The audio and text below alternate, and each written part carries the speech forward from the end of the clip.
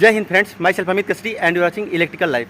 तो आज हम लोग जानने वाले हैं ट्रांसफार्मर को हम लोग नो लोड पे क्यों चार्ज करते हैं। देखिए हमारे पीछे है ट्रांसफार्मर और ये नया न्यूली इंस्टॉल्ड ट्रांसफार्मर है और इसको हम लोग अभी नो लोड पे चार्ज किए हैं। मतलब इसके जो सेकेंडरी साइड में हम लोग लोड नहीं दिए हैं। तो ऐसा हम लोग क्यों करते हैं, इसके पीछे का रीज़न क्या है, इसके बारे में आज हम जानने वाले हैं डिटेल्स। तो वीडियो में बन रही है और देखिए पूरा लास्ट। आप अगर इलेक्ट्रिकल फील्ड से है तो आपने ट्रांसफार्मर को अगर इंस्टॉल किया होगा तो नो लोड पे मतलब कुछ घंटों के लिए आपने चार्ज करके छोड़ दिया होगा, लेकिन इसके पीछे का रीज़न क्या है चलिए देख। बाहर में बहुत गर्मी है यार, इसलिए अंदर आ गए।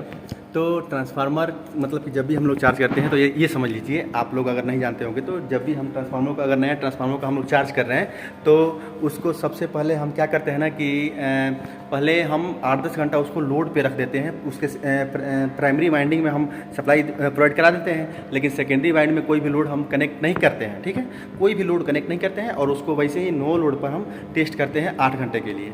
यहाँ तक कि अगर ट्रांसफार्मर का हम कोई मेंटेनेंस कर रहे हैं और या ट्रांसफार्मर कोई ख़राबी आ गया और उसका मेंटेनेंस कर रहे हैं तो ट्रांसफार्मर के मेंटेनेंस के बाद भी अगर हेवी मेंटेनेंस हो रहा है, तब अगर हेवी मेंटेनेंस कुछ हो रहा है तो उस मेंटेनेंस के बाद भी हम ट्रांसफार्मर को जब चार्ज करते हैं तो कुछ घंटों के लिए हम नो लोड पर ही चार्ज करते हैं। ऐसा इसलिए हम लोग करते हैं क्योंकि ट्रांसफार्मर के अंदर देखिए ऑयल होता है। ट्रांसफार्मर के अंदर जो होता है वो ट्रांसफार्मर ऑयल होता है। ट्रांसफार्मर ऑयल के रिगार्डिंग मैं एक बहुत ही बढ़िया वीडियो बना चुका हूँ, पूरा details full details transformer oil के लिए, तो आप सभी वो जाके देख सकते हैं मेरे चैनल में।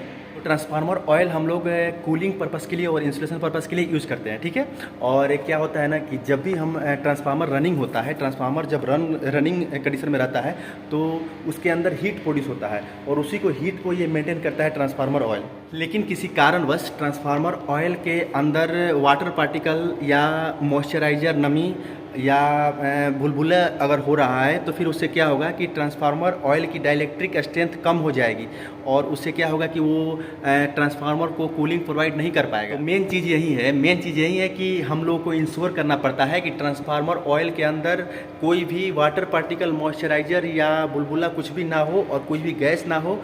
इसीलिए हम लोग क्या करते हैं ना कि जब भी हम ट्रांसफार्मर को चार्ज करते हैं, नया ट्रांसफार्मर को, तो उसको कुछ घंटे के लिए हम लोग ऐसे ही मतलब चार्ज करके छोड़ देते हैं। तो जब भी नया ट्रांसफार्मर हो या मेंटेनेंस करने के बाद ट्रांसफार्मर को हम लोग प्राइमरी साइड में मतलब कि उसको सप्लाई प्रोवाइड कराते हैं, लेकिन सेकेंडरी साइड में हम लोड नहीं कनेक्ट करते हैं लगभग 10 घंटा तक, क्योंकि जितने भी उसके ट्रांसफार्मर ऑयल के अंदर ट्रांसफार्मर के अंदर जो ऑयल है उसमें वाटर पार्टिकल है या मॉइस्चराइजर है या नमी है वो ख़त्म हो जाए। इसीलिए हम लोग उसको मतलब ऐसे ही चार्ज करके विदाउट लोड हम लोग छोड़ देते हैं।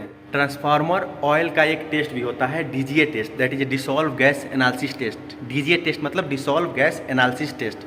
इसका टेस्ट से करने से यही फाइंड होता है कि मतलब कि ट्रांसफार्मर ऑयल के अंदर कोई अनवांटेड गैस तो नहीं है या कोई नमी तो नहीं आ रही है, हमारा ऑयल ख़राब तो नहीं है। तो इसके रिगार्डिंग मैं एक मतलब कि पूरा डिटेल्स वीडियो बना चुका हूँ DGA टेस्ट के बारे में, तो आप जाके वो हमारे चैनल में देख सकते हैं। वीडियो कैसा लगा ये आप हमें कमेंट बताइए और ऐसे ही इलेक्ट्रिकल से जुड़ी जानकारियों के लिए आप हमारे चैनल को सब्सक्राइब कीजिए। मिलते हैं फिर नेक्स्ट वीडियो में।